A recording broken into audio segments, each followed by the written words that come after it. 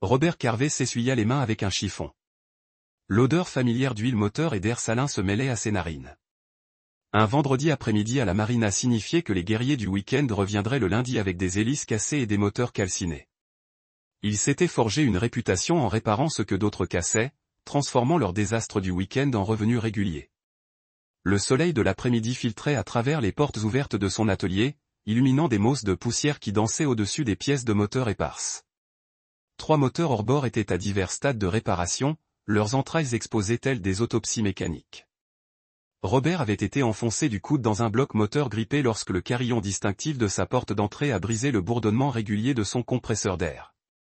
Zoé entra, son conseiller d'orientation arborant un sourire radieux et expérimenté.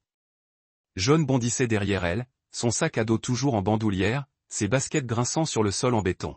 « Papa !»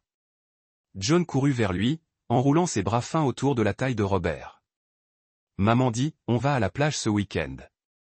Robert leva les yeux vers sa femme et posa la clé à molette qu'il utilisait. Zoé détestait la plage, détestait le sable entre ses orteils, détestait le soleil, détestait la foule. En 9 ans de mariage, elle n'avait suggéré la plage qu'une seule fois.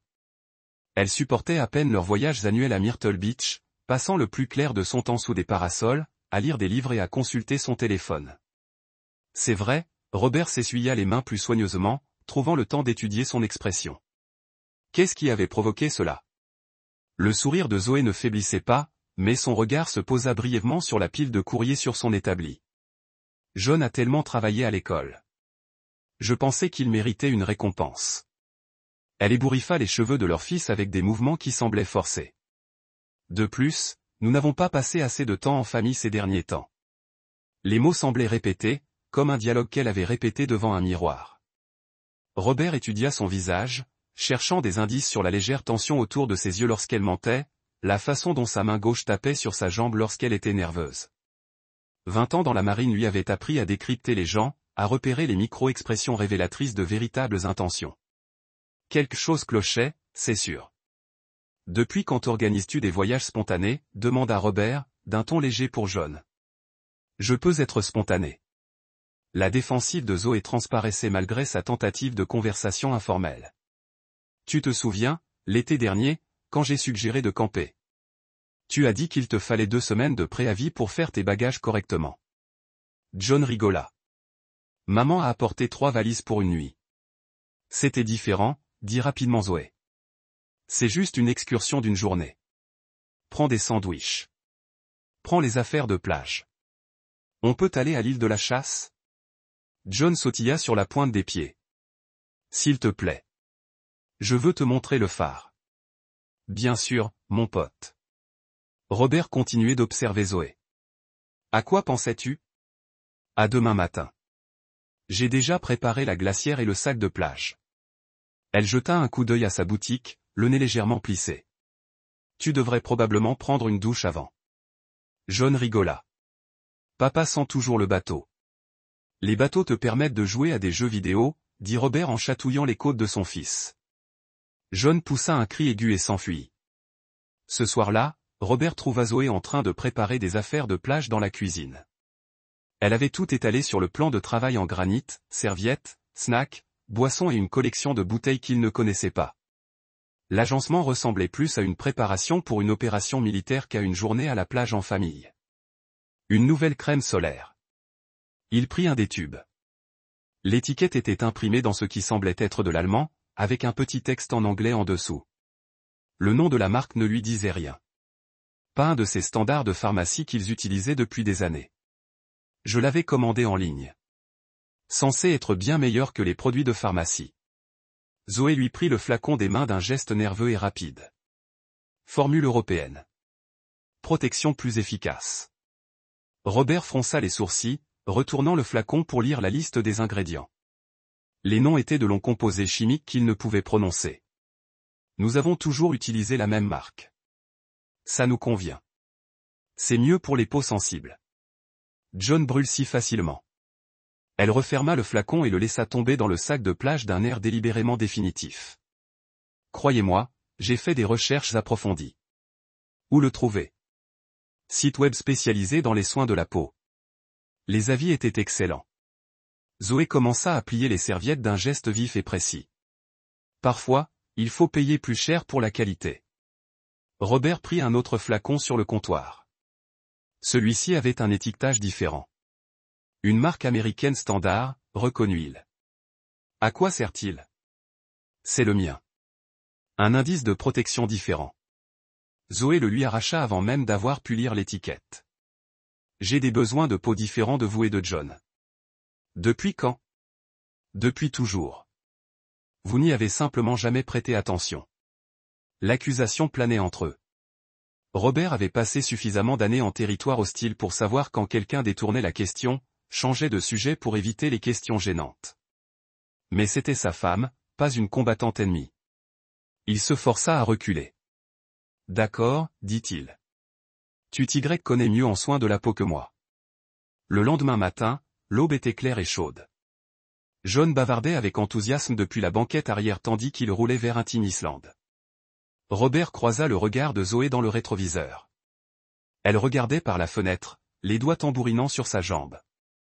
La plage s'étendait déserte devant eux, les vagues déferlant sans interruption sous un ciel sans nuages. Le soleil matinal était déjà intense, annonçant un après-midi brûlant.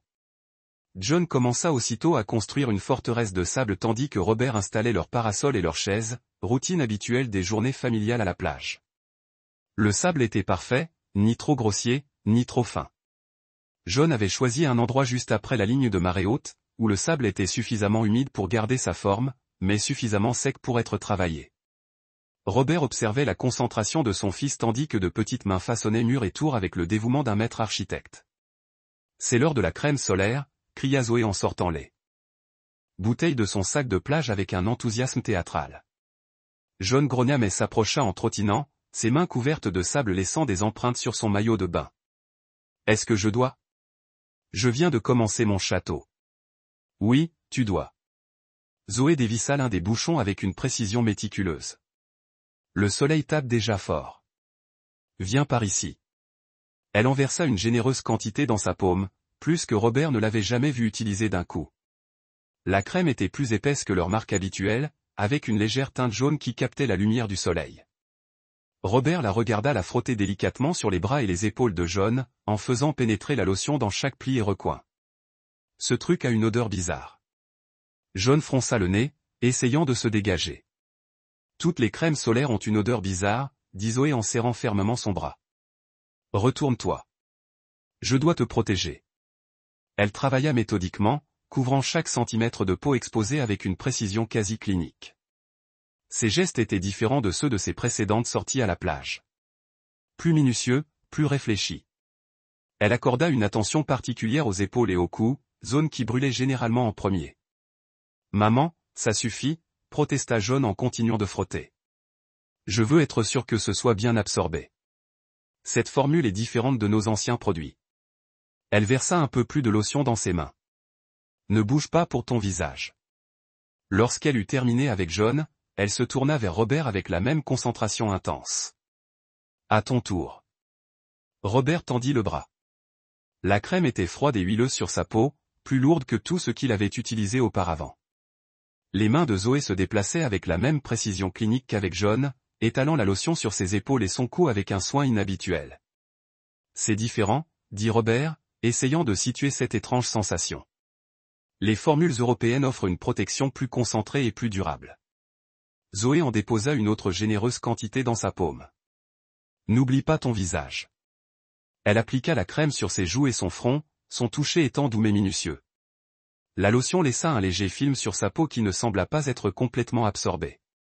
Lorsqu'elle eut terminé, elle s'essuya les mains sur une serviette d'un geste rapide, presque frénétique.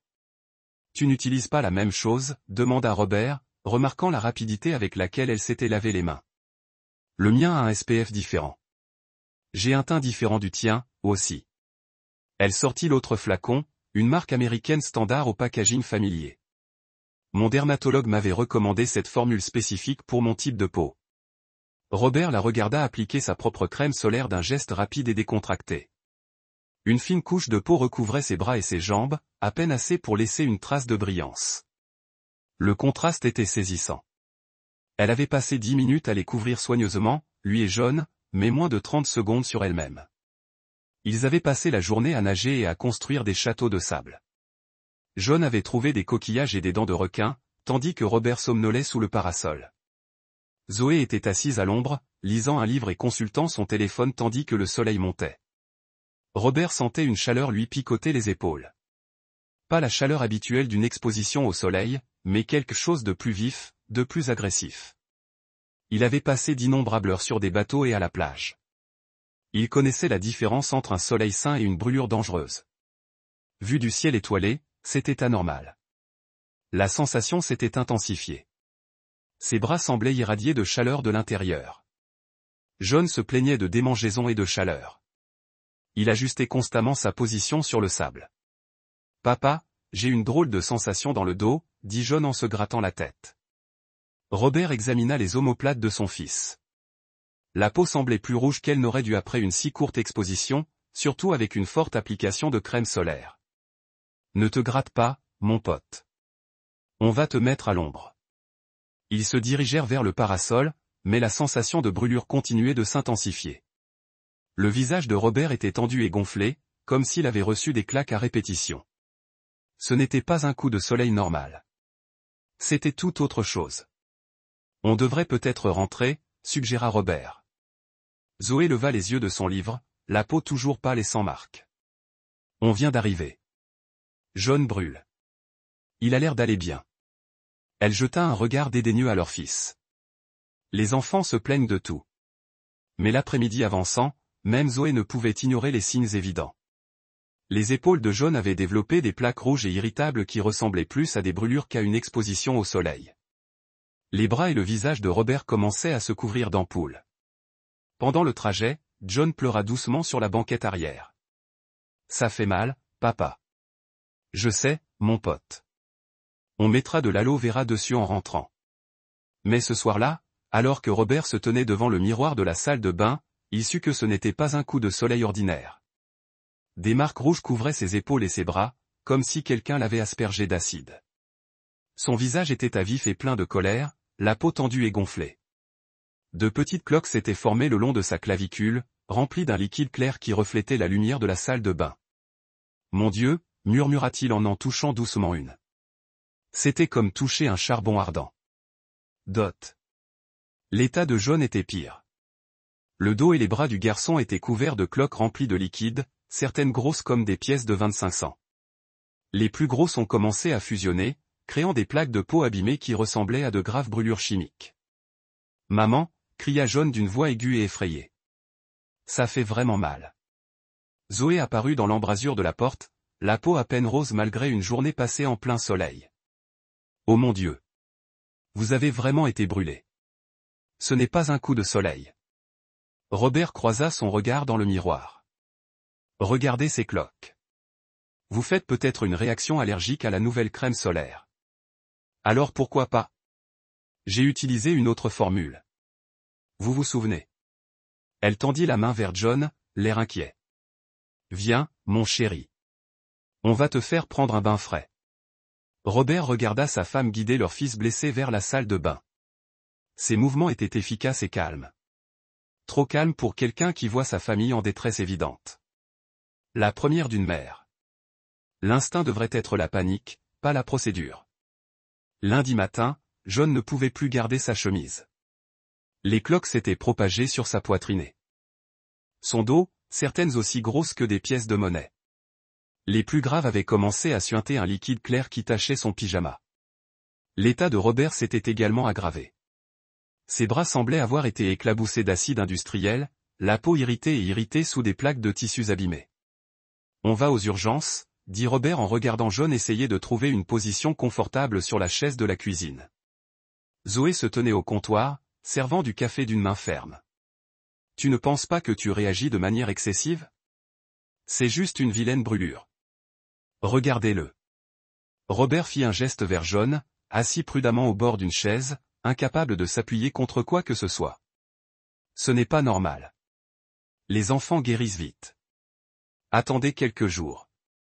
Il a besoin de soins médicaux. » Zoé soupira en pensant au patient d'entraînement de quelqu'un qui s'occupe d'un enfant déraisonnable. « D'accord, si ça peut vous rassurer. le docteur Jonah Minet les avait aux urgences de l'hôpital. Robert avait servi avec Jonah en Afghanistan et lui faisait plus confiance qu'à tout autre médecin de la ville. Jonah jeta un coup d'œil à Jonah et les fit immédiatement entrer dans une salle d'examen privée. « Depuis combien de temps n'avez-vous pas été exposé au soleil ?» demanda Jonah en enfilant des gants avec une efficacité éprouvée. « Samedi, environ 36 heures. » Jonah examina John en premier, son visage devenant de plus en plus sombre à mesure qu'il documentait chaque ampoule. Il photographia les zones les plus abîmées et les mesura avec une règle, prenant des notes détaillées sur une tablette. La documentation clinique semblait inquiétante, comme une collecte de preuves plutôt que des soins médicaux de routine. « Retourne-toi, fiston. Laisse-moi voir ton dos. » Jonah obtempéra, grimaçant sous le mouvement qui tirait sur la peau abîmée. On entendit une inspiration brusque. « Robert, regarde ce schéma. » Jonah désigna la répartition des cloques sur les épaules de John. « Tu vois comme les lésions suivent des lignes d'application précises ? Ce n'est pas une exposition aléatoire au soleil. » Robert examina les blessures de son fils d'un œil neuf. Les lésions les plus graves formaient des limites distinctes, comme si quelqu'un avait peint des lignes invisibles sur sa peau. Des zones qui auraient dû être protégées par des vêtements présentaient le même schéma de brûlure. Puis Jonah se tourna vers Robert, examinant ses bras et son visage avec la même intensité clinique. Il prit d'autres photos, d'autres mesures, des notes plus détaillées. Même schéma, marmonna Jonah en étudiant les bras de Robert. Exactement la même répartition. Une fois l'examen terminé, Jonah prit une chaise et s'assit lourdement. « Ce n'est pas un coup de soleil, dit-il finalement. Ce sont des brûlures chimiques. Que entends-tu par réaction phototoxique ?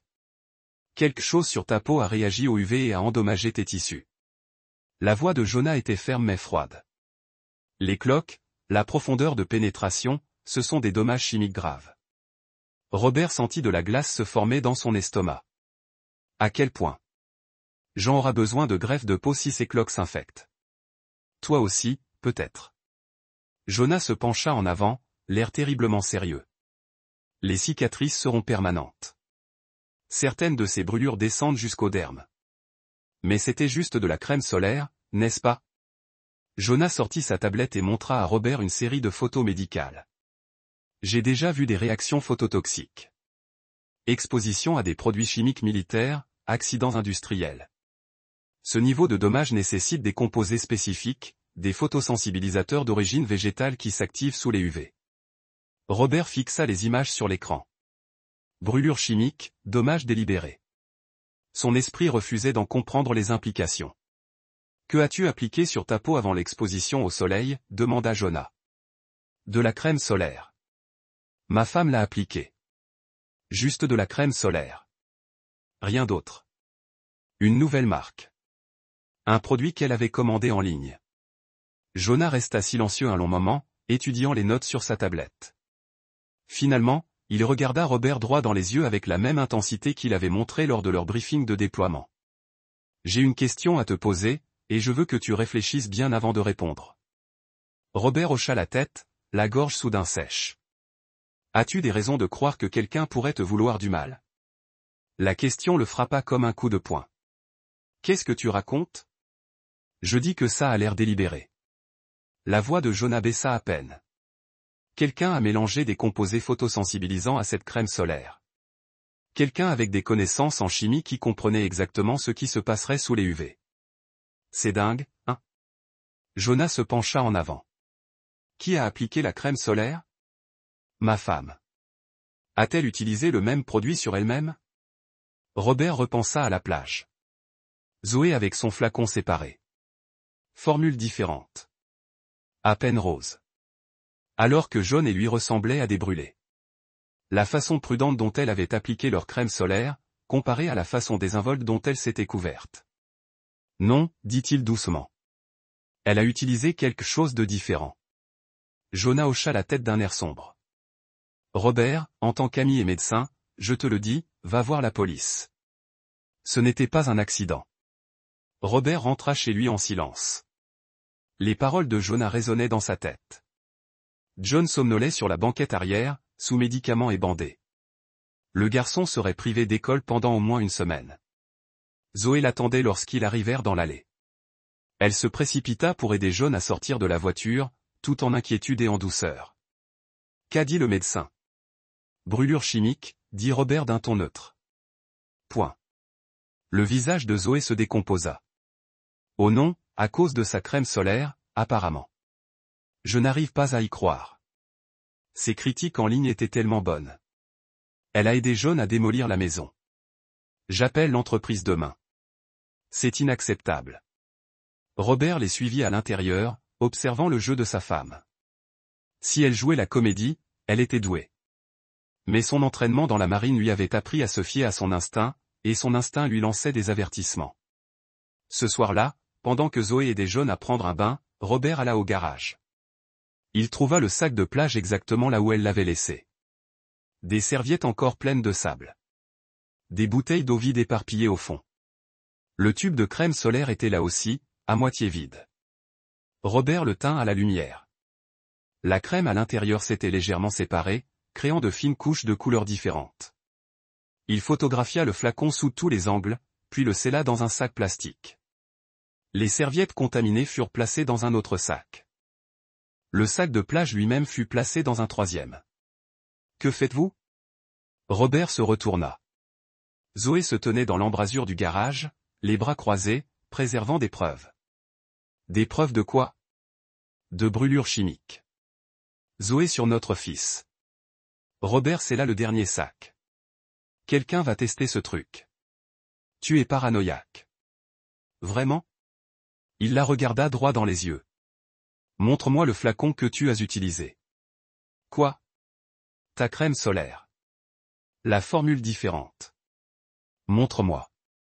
Zoé hésita. Je l'ai jeté. Quand? Hier. Il était vide. Vide après une journée à la plage. J'en ai mis beaucoup. J'en ai réappliqué plusieurs fois. Robert la fixa du regard. En 9 ans de mariage, il n'avait jamais vu Zoé remettre de la crème solaire une seule fois. Elle détestait la sensation grasse. Où l'as-tu jeté? Dans la poubelle de la cuisine. Mais la poubelle est sortie ce matin. Comme c'est pratique. Robert hocha lentement la tête. Je vais faire tester ce produit. C'est du gaspillage d'argent. Appelle la société et plains-toi. Non. La voix de Robert était monotone et définitive. Je vais le tester. La mâchoire de Zoé se serra presque imperceptiblement. D'accord. Gâche notre argent si ça peut te rassurer. Elle se retourna et rentra dans la maison. Robert se tenait seul dans le garage, tenant des sacs de preuves, et se sentant comme un étranger dans sa propre vie. Mardi matin, Robert a appelé sa sœur d'elle depuis son magasin où il était allé. Caché depuis l'aube. Elle arriva moins d'une heure plus tard, jeta un coup d'œil au bandage de John par la fenêtre de la cuisine et voulut immédiatement savoir où était Zoé.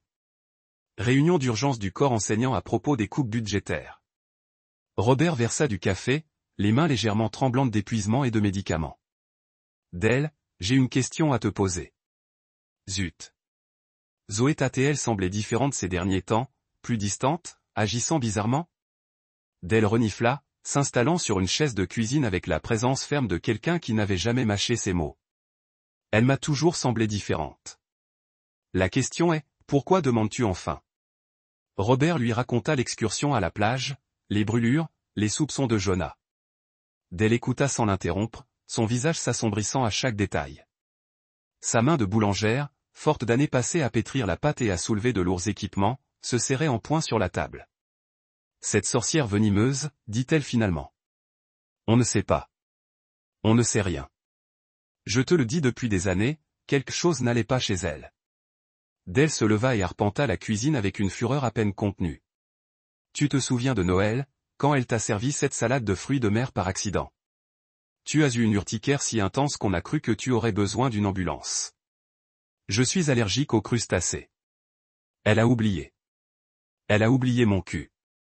Elle essaie de te tuer en petits morceaux depuis des années et tu es trop aveugle pour le voir. Robert voulait argumenter, mais le doute le rongeait comme de l'acide. Des incidents mineurs au fil des ans. Une intoxication alimentaire qui ne touchait que lui. Des éruptions cutanées mystérieuses après avoir utilisé une nouvelle lessive, des vertiges inexpliqués après avoir bu un café qu'elle avait préparé spécialement pour lui. J'ai besoin de preuves, dit-il doucement. Alors trouvons-en. Dell sortit son téléphone avec la détermination de quelqu'un sur le point de résoudre l'énigme. John était toujours connecté à la tablette familiale. Ouais, pourquoi? Parce que ta femme est une idiote qui ne comprend rien à la technologie. Les doigts de Dell parcouraient l'écran avec une efficacité surprenante. John m'a montré cette fonctionnalité géniale le mois dernier pendant que je gardais les enfants. Enregistrement d'écran. Les enfants faisaient des vidéos de ces jeux pour les montrer à ses amis. Elle navigua vers le profil utilisateur de J et ouvrit sa galerie vidéo. La plupart des enregistrements le montraient en train de jouer à des jeux ou de regarder des dessins animés.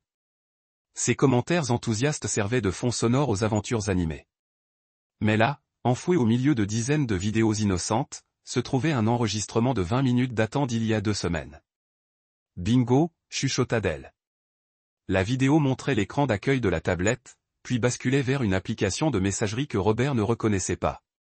Le profil de Zoé était clairement visible, sa photo de classe, souriant dans un coin, ainsi qu'un fil de conversation intitulé Emory. Le sang de Robert se glaça en lisant le nom. Emory Val, consultant en environnement qui avait travaillé pour le district scolaire l'année dernière. Un type calme au regard intense et à l'attitude suggérant qu'il pensait que tous les autres étaient intellectuellement inférieurs. Dell appuya sur « Lecture » et Robert regarda avec une horreur croissante ça les messages de sa femme défilaient. Il recommençait à se méfier de l'argent, parcourant ses relevés bancaires. Quand pourrons-nous être ensemble pour de bon?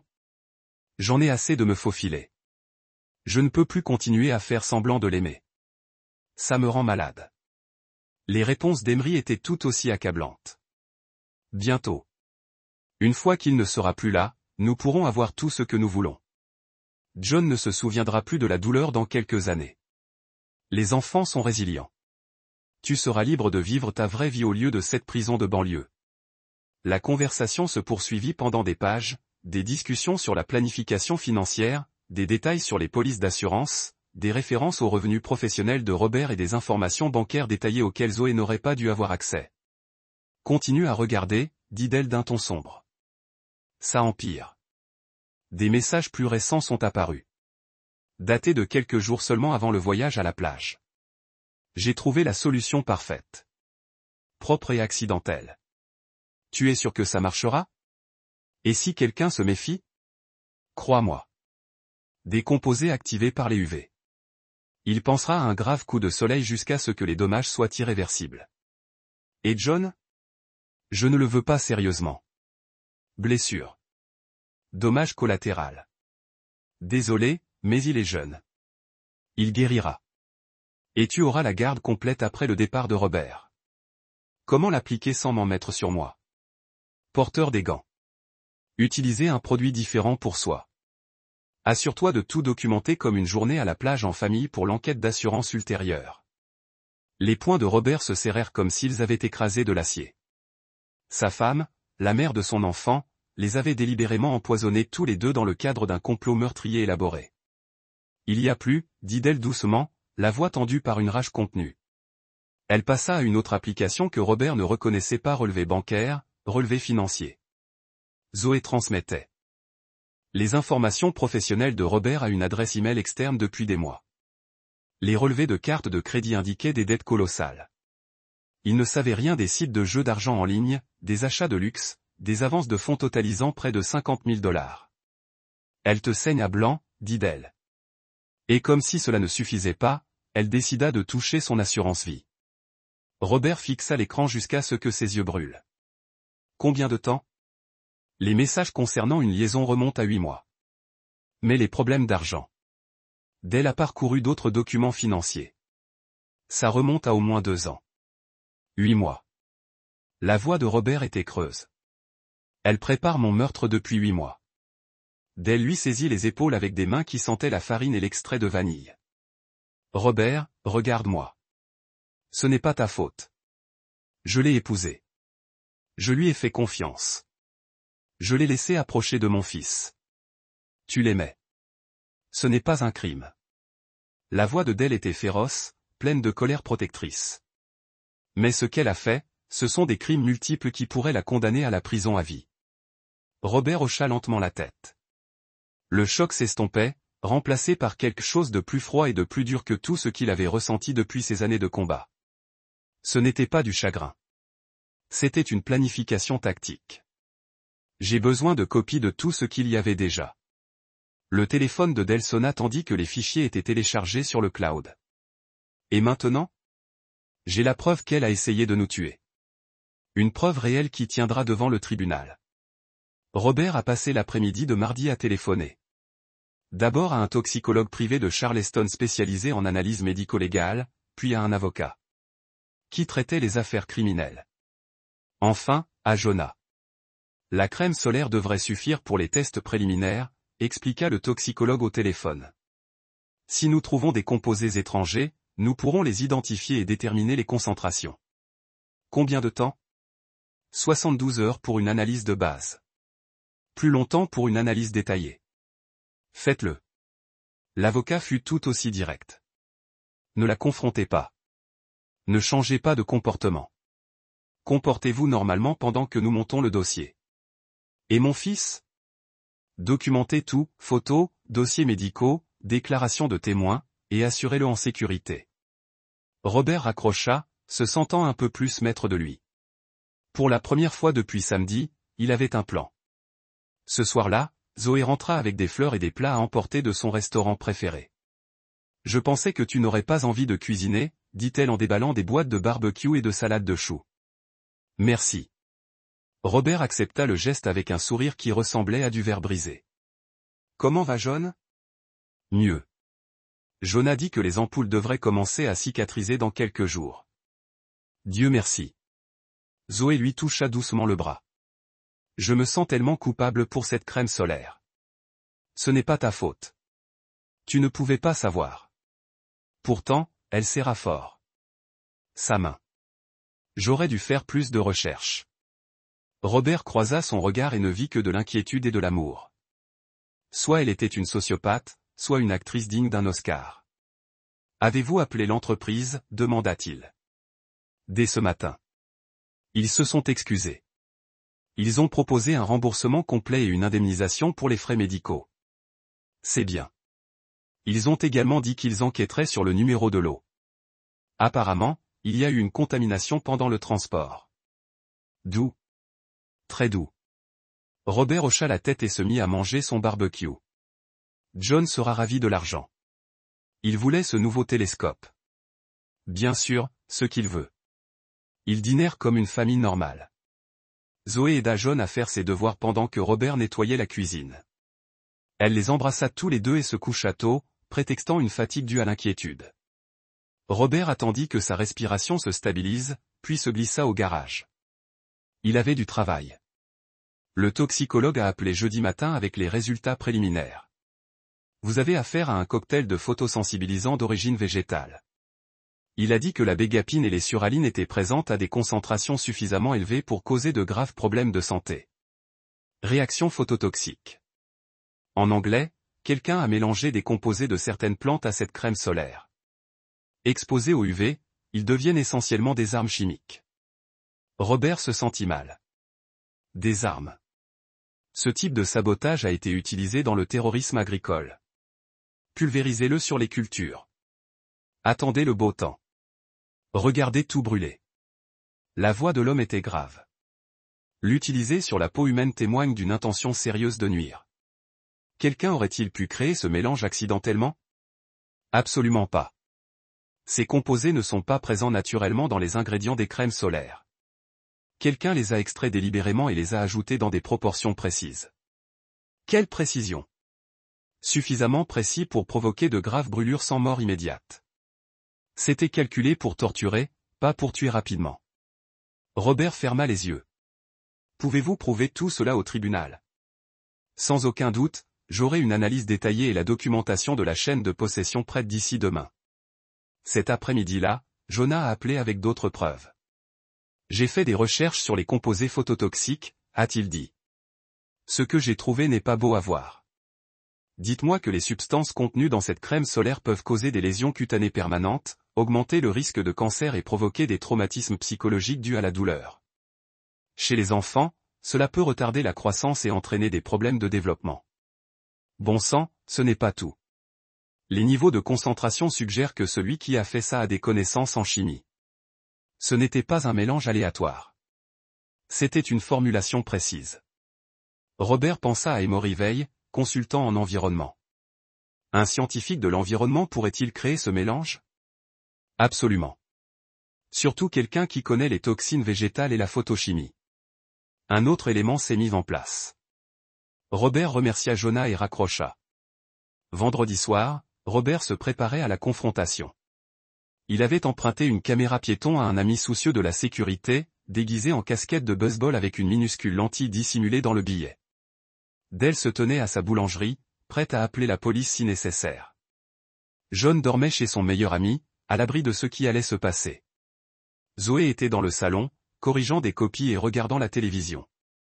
Robert la rejoignit sur le canapé, se déplaçant prudemment pour garder la caméra braquée sur elle.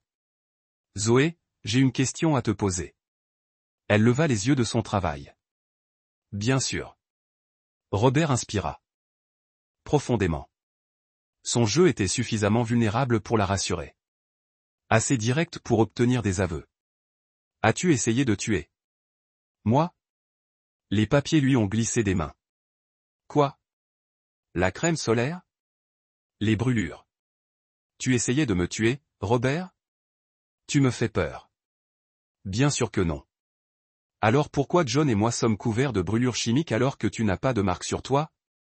Le visage de Zoé oscillait entre le choc, la douleur et la confusion. Je t'ai dit que j'avais utilisé une formule différente. Montre-moi le flacon. Je l'ai jeté. Tu as dit ça lundi, maintenant on est vendredi. Montre-moi le ticket de caisse. Montre-moi la confirmation de commande. Montre-moi une preuve que tu as bien acheté de la crème solaire séparée. Zoé se leva et recula. Je n'arrive pas à croire que tu m'accuses de ça. Je n'accuse pas. Je demande. Robert garda une voix calme. Aide-moi à comprendre pourquoi mon fils a des brûlures secondaires et que tu n'as pas de marque de bronzage. J'étais à l'ombre presque toute la journée. Tu as appliqué cette crème solaire à main nue. Tu l'as frottée sur toute notre peau. Comment se fait-il que tu n'en aies pas sur toi? La bouche de Zoé s'ouvrit et se referma sans sound. Robert a sorti son téléphone et lui a montré une photo que Dell avait fabriquée, montrant Emory menotté à l'extérieur d'un poste de police. Emory leur a déjà tout dit. Dit tranquillement Robert. La couleur s'écoulait du visage de Zoé. Ce n'est pas réel. Il a avoué il y a 2 heures. Je leur ai montré les messages textes. Leur a parlé du plan d'assurance. Robert se pencha en avant. La seule question qui reste est de savoir si vous coopérez ou descendez avec lui. Zoé regarde la fausse photo. Les mains tremblantes. Il m'a promis que ce serait propre. Rendez-vous assez malade pour avoir un accident plus tard. Un accident? Accident de navigation. Vous passez tellement de temps sur l'eau seul. Sa voix était à peine un murmure. Il a dit que les brûlures vous rendraient faible, confus, facile à organiser. Robert sentit la glace dans ses veines. Et John, je ne voulais pas qu'il se blesse. Des larmes ont commencé sur ses joues. Emory a dit qu'un peu de brûlure guérirait rapidement. Et les enfants ont dit qu'ils ne se souviendraient pas de la douleur, mais vous l'avez fait quand même. Je ne pouvais pas reculer. Dit Emory. Il a dit si je n'ai pas suivi, il vous parlait de l'argent, à propos de nous. Je perdrais tout. Vous avez donc décidé de me tuer à la place. Zoé s'est effondrée sur le canapé, sanglotant. Je n'ai jamais voulu que ça aille aussi loin. Je voulais juste sortir. Je voulais être heureux en tuant votre mari et en empoisonnant votre fils. Je pensais qu'elle le regardait avec des yeux rouges et désespérés. Je pensais que tu tombais malade. Emory a dit que cela ressemblerait à une réaction allergique. Robert se leva lentement. Chaque mot était enregistré. Chaque admission était en or devant le tribunal. Une autre question, a-t-il dit. Depuis combien de temps volez-vous mes comptes d'entreprise? Le visage de Zoé se froissait complètement. 2 ans, peut-être plus. Je me suis endetté et je ne pouvais pas vous le dire. Ensuite, j'ai rencontré Emory et tout semblait à nouveau possible. Possible. Il m'aime. Robert m'aime vraiment. Pas comme si elle faisait un geste impuissant. Pas comme ça. Pas comme quoi? Pas comme quelqu'un qui m'a épousé parce que j'étais pratique. Quelqu'un qui travaille des jours de 16 heures et parle plus à sa sœur que sa femme. Robert a regardé à elle, vous avez donc décidé de me tuer. J'ai décidé de recommencer. L'admission était suspendue dans les airs entre eux. Robert se dirigea vers la fenêtre et regarda sa rue calme, son quartier normal. Sa vie qui ne serait plus jamais normale. Emballer un sac, dit-il sans se retourner. Quoi? Emballer un sac. Tu pars ce soir. Robert, s'il te plaît. Nous pouvons résoudre ce problème. Nous pouvons aller en counseling. Je rembourserai chaque centime. Vous empoisonnez mon fils. C'était un accident. Je n'ai jamais voulu dire. Vous empoisonnez mon fils de 9 ans pour me couvrir. Maman, alors est allée à l'étage. Le shérif Jude Lantham connaissait Dell depuis le lycée et Robert depuis qu'il était rentré de la marine. Lorsque Dell a appelé vendredi soir avec des confessions enregistrées et des preuves chimiques, Jude a effacé son horaire du samedi. Jouez à nouveau, a-t-il dit, se pencha sur la table de la cuisine de Robert avec du café et un tampon juridique. Robert a commencé l'enregistrement depuis le début. Jude a pris des notes, s'arrêtant occasionnellement pour demander des éclaircissements. Elle a admis avoir empoisonné les 2 fois. Jude studied the document. Where do you get these? My son accidentally recorded them while using the family tablet. Accidentally screen recording feature. Kid was making game video. Lucky break. Yeah. Jude leaned back in his chair. The toxicology report is solid. Dr. Min can walk you through the medical evidence. The forensic chemist will testify about the compound. Robert handed over another folder. Chain of custody is clean. What about the wife? Where is she now? Gone. Laissé hier soir après la confession. Hocha la tête et se leva. Je contacterai Charleston PD. Obtenez des mandats pour les 2. Combien de temps dépend du juge? Mais avec cette preuve, Jude a tapé les papiers. Ne devrait pas prendre longtemps. Dimanche matin, Jude a appelé avec une mise à jour. J'ai trouvé dans un hôtel de Mount Pleasant. Emory avait des fournitures chimiques dans son camion. Même composé qui était dans votre écran solaire. Une chance que ce soit une coïncidence? À moins qu'ils ne prennent l'habitude de transporter des toxines végétales pour le plaisir. La voix de Jude était sèche. Ils ont été avertis rapidement, mais les preuves parlent de lui-même. Remporte l'arrestation. Déjà fait. Les 2 en détention. Robert sentit quelque chose de serré dans sa poitrine se desserrer finalement. Quoi maintenant? Maintenant, nous construisons le cas. Grand jury, charges officielles, préparation du procès. Vous êtes prêts pour un combat?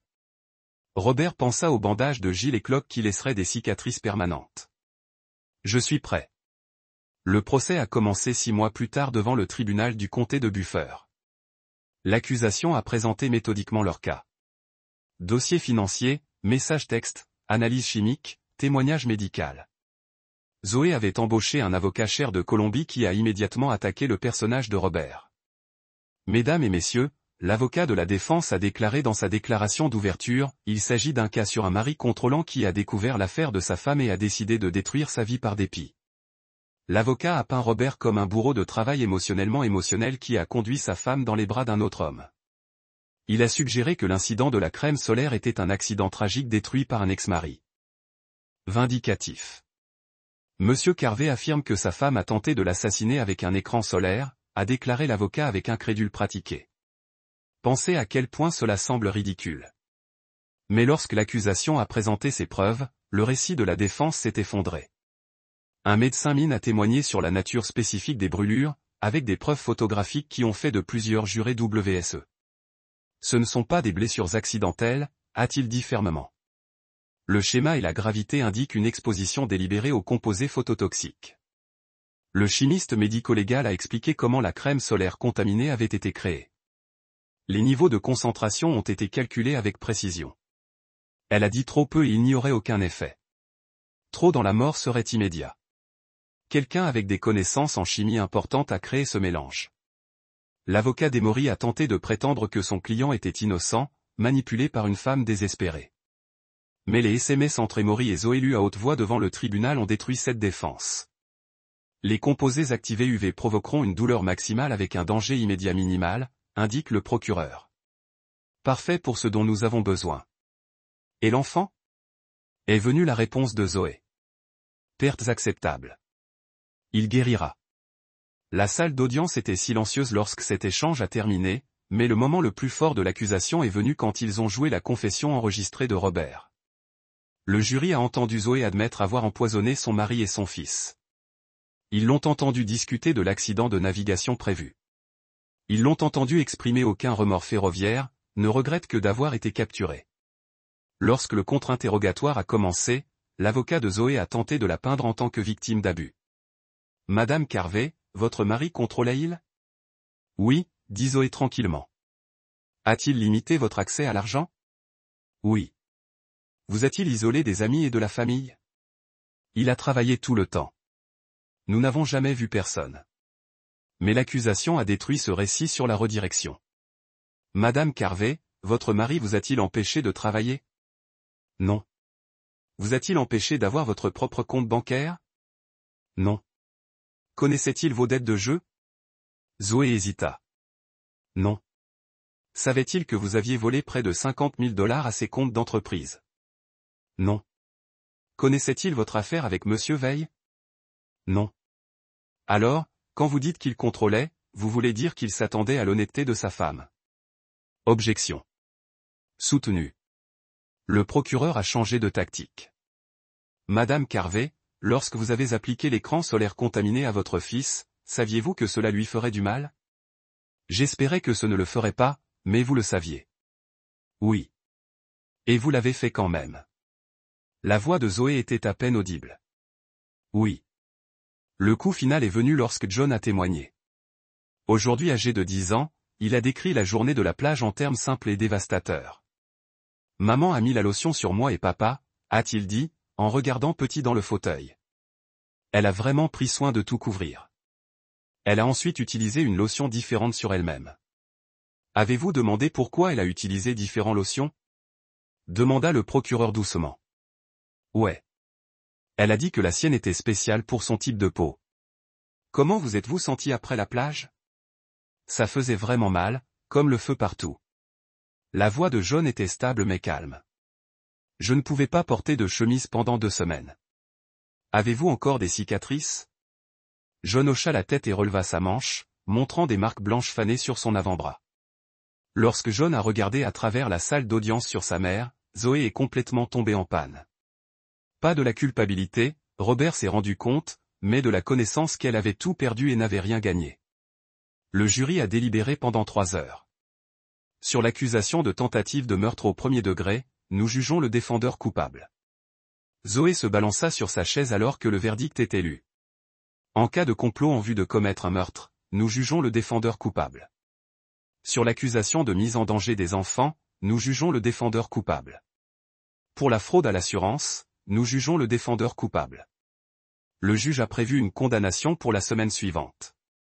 Emory, qui avait été jugé séparément, a reçu 10 ans après avoir plaidé coupable et coopéré avec les procureurs.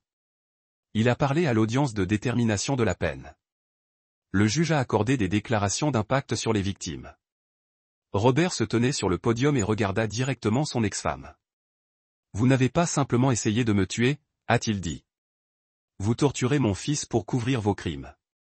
Vous avez empoisonné un garçon de 9 ans et vous vous sentez désolé pour vous-même quand vous vous êtes fait prendre. » Zoé regarda ses mains. « Je t'ai aimé pendant 9 ans. Tu te fais confiance de ma vie et de la vie de mon enfant. Vous avez trahi cette confiance de la manière la plus perverse possible. » Sur le quai derrière son atelier de réparation de bateaux. John était au camp de robotique, prospérant malgré les cicatrices qui le marqueraient pour toujours. Le garçon était devenu plus grand et plus confiant, ne tressaillant plus lorsque les gens ont appliqué un écran solaire à la plage. Dell s'approcha d'une lettre à la main. Cela est venu à la boulangerie. Adressé à vous. Robert a reconnu l'écriture de Zoé sur l'enveloppe. Son dernier appel avait été rejeté le mois dernier. Que dit-il ? Demanda Dell. Robert a déchiré la lettre et lut silencieusement. 3 pages de l'apitoiement sur soi et de la justification. S'il vous plaît pour le pardon. Affirme qu'elle avait changé. Promet qu'elle n'avait jamais voulu blesser John. Quand il a terminé, Robert a marché jusqu'au bout du quai et a tenu la lettre sur l'eau. Elle dit qu'elle est désolée, a-t-il dit. Vous la croyez? Robert a pensé aux cicatrices de John, sur les mois de cauchemar, de la confiance qui prendrait des années à reconstruire. Peu importe, a-t-il dit, et a laissé tomber la lettre dans la marée. Les pages se sont dispersées sur le courant, se dissolvant dans l'eau salée qui avait façonné sa vie et l'avait presque terminée. Robert a regardé jusqu'à ce que la dernière pièce disparaisse, puis se retourna vers le rivage. Derrière lui, l'océan a continué son rythme éternel, lavant le passé et le transportant dans des eaux plus profondes où rien ne pouvait survivre.